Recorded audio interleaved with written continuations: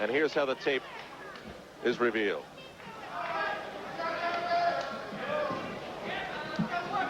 The weight, 3 pounds difference. The height, Davis a little bit taller. And the reach, quite a strong, large number, wouldn't you say?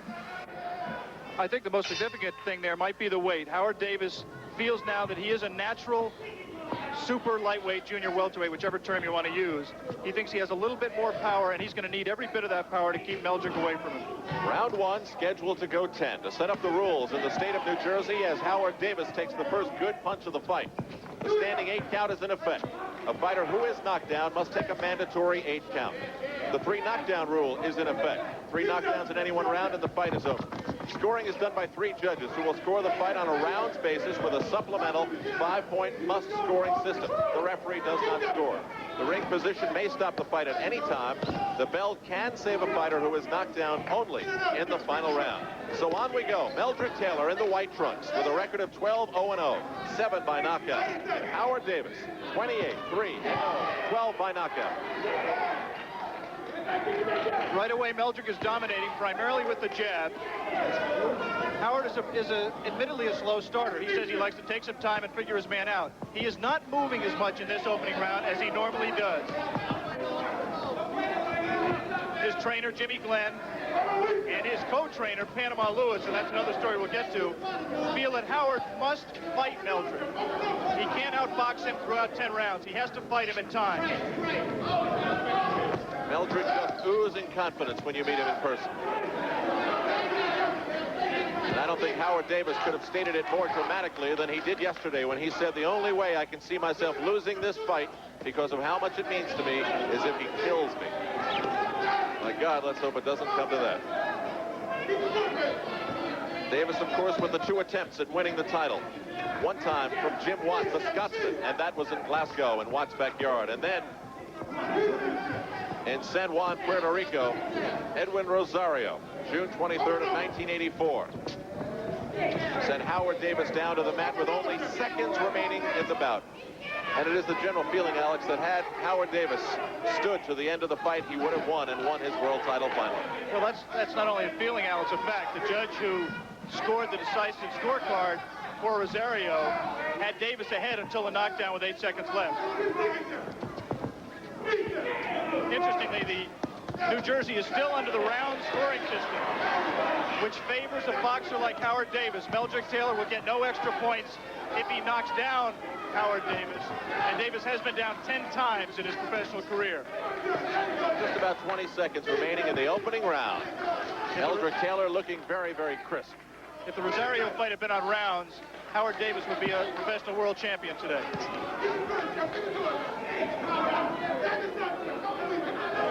Well, there is no world championship on the line today, but it could be next for one of these two. Side at the Copa Room, and we begin round 2. Scheduled to go 10, Meldrick Taylor, the shorter of the 2 fighters in the white trunks, against a man that was once his idol, Howard Davis, the gold medalist from 1976. And Davis takes a good combination from Taylor and really retreats to the ropes and regroups finally. A wild right by Meldrick Taylor there. Here's the body work we talked about prior to the fight. Meldrick is really trying to establish that jab. He's trying to work in behind the jab. When Howard puts his hands up to protect his chin, Meldrick should work just as he did right there, to the body.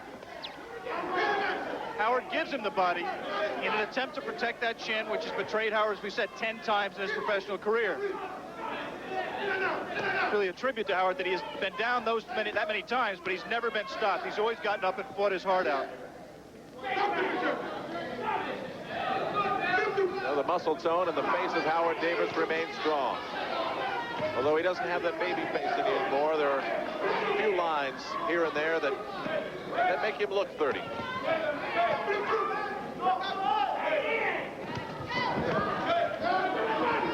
He's had problems with his managers. He's had problems in his own mind. His inspiration, his attitude toward boxing has gone up and down. Up and down. And at times he really didn't even want to be in the ring, and yet he was. Taylor now using some very, very good body punches here. There's the pressure, not giving Howard any room at all. very smartly moving off the ropes right there.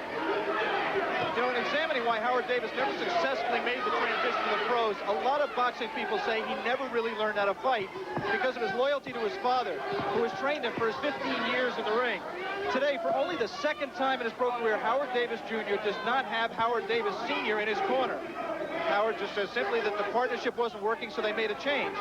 For this fight, Howard was trained for 2.5 months, as he said at the top, by Panama Lewis, a trainer you see right there in the corner of your screen, who trained, among others, Roberto Duran and Vito Antuomo and Aaron Pryor at stages of their careers. But in 1983, a New York fighter named Louis Resto was caught with half the padding removed from his gloves after a fight against Billy Collins at Madison Square Garden. Resto and his trainer, Panama Lewis, were subsequently suspended by the New York Commission and have been indicted by New York State for tampering with those gloves, and that case comes up in September. Panama Lewis is under suspension. He cannot be in the corner because he is not a licensed second. He is here in the audience cheering on Howard Davis. A crisp left from Davis as we wind down round 2 in Atlantic City. Ain't nothing like the... One more solid way to feel sure. Entering round 3, Meldrick Taylor and Howard Davis. The first 2 rounds going, we believe, to Meldrick Taylor. Based mainly on his activity. He's just been throwing more punches than Howard. In Howard's corner, Jimmy Glenn told him between rounds, Howard, you have to let your hands go. There isn't really much power behind the punches of Howard Davis either. Meldrick Taylor, who grew up in North Philly, has a lot of support at ringside.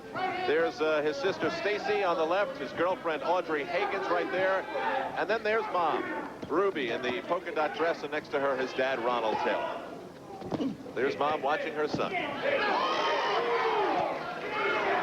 His girlfriend Audrey is the mother of Melanie. That little photograph is still there on the right shoe of Meldrick Taylor. The whole atmosphere of the interview that we did with him yesterday changed when he started speaking about his little girl.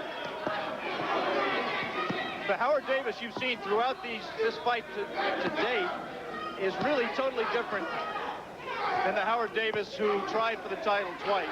He has not taken very many backward steps. He's staying right there. He's in range to punch. The problem right now is he's just not getting off. He's not letting his hands go. There you see him ducking very well and then letting 2 punches go. One scored, one was blocked. Good uppercut by Meldrick Taylor. I thought the uppercut would be a good weapon in this fight for Howard Davis. Now, Meldrick is shorter. He bends from the waist, as you see there. But Howard does not like to throw the uppercut, I think partially because of those problems with his chin. The uppercut leaves you wide open to counters, and it just makes him too vulnerable.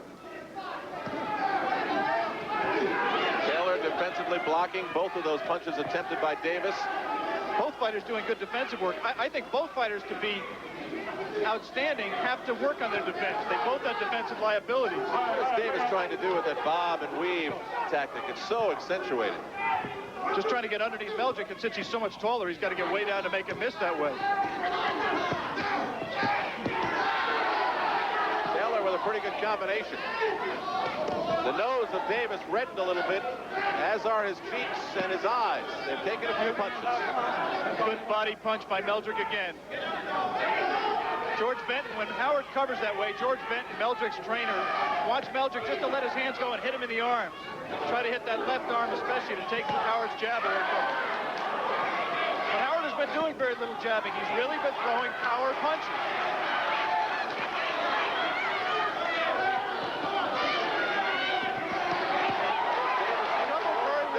Howard Davis doubled right there with the left hand very, very well. A right uppercut gets in by Davis. Davis, as I said, used to going the distance. This one's only beginning. We are sitting right where Billy Crystal stood last night, dazzled a full house here at the Sands, but today there's no comedy involved. Howard Davis and Meldrick Taylor doing it seriously here. Round 4 scheduled for 10. And I thought Davis showed himself for the first time in a strong sense in that last round. He asserted himself and won the round. Very close round, but I thought Howard won it. You talk about serious. There is no fighter more serious about what he does than Howard Davis. He's almost painfully sensitive. And it really does hurt him that he is the only one of the 76 Olympians who has not won a world title. He's embarrassed by it. And he really wants to get rid of that. And he could take a big step towards getting rid of it by beating Meldrick Taylor. He's a big, big underdog. But he showed in the third round there that he has the equipment, possibly, if he can sustain that kind of activity, that he has the equipment to give Meldrick all sorts of trouble. The feeling here is that Taylor captured the first 2 rounds, but Davis may have eked out the third. This is round 4. About 1 minute in. I think Meldrick is still head-hunting a little bit too much. You saw him there lunging from the outside, trying to hit Howard in the head. He'd be much better off getting inside, working his way into range, and digging to the body. We'd like to alert our local stations along the line that at the end of this round, we'll be taking a station break. One of the reasons Meldrick Taylor made such a quick transition to the pros was he came out of Joe Frazier's gym in Philadelphia. He was very offensive-minded. He was a blood-and-guts Philadelphia fighter. He had very little defense. Now he's trying to learn defense, and he's had to sacrifice his power a little bit to concentrate on his defensive skills. When those skills become automatic, when they become second nature to him, then I think that power will reassert itself. But right now, I don't think Meldrick is as powerful as he was when he first turned professional. That right was certainly felt by Meldrick Taylor. It got his attention. Meldrick not really cutting off the ring there, not taking the step to beat Howard Davis to the spot, kind of turning himself in the center of the ring. Meldrick Taylor from nearby North Philadelphia, but he never came to Atlantic City until he started fighting. And Howard Davis grew up in a city in the middle of suburbia on Long Island in New York, Glen Cove, even though he now lives in North Brunswick, New Jersey. That exchange you just saw there on the inside. Meldrick just got a good left, a little bit of a slap, but made him stop in his tracks. Meldrick got inside where he figures to dominate, but he didn't let his hands go. He really didn't rip the punches the way I expected to, the way he did just then with the right.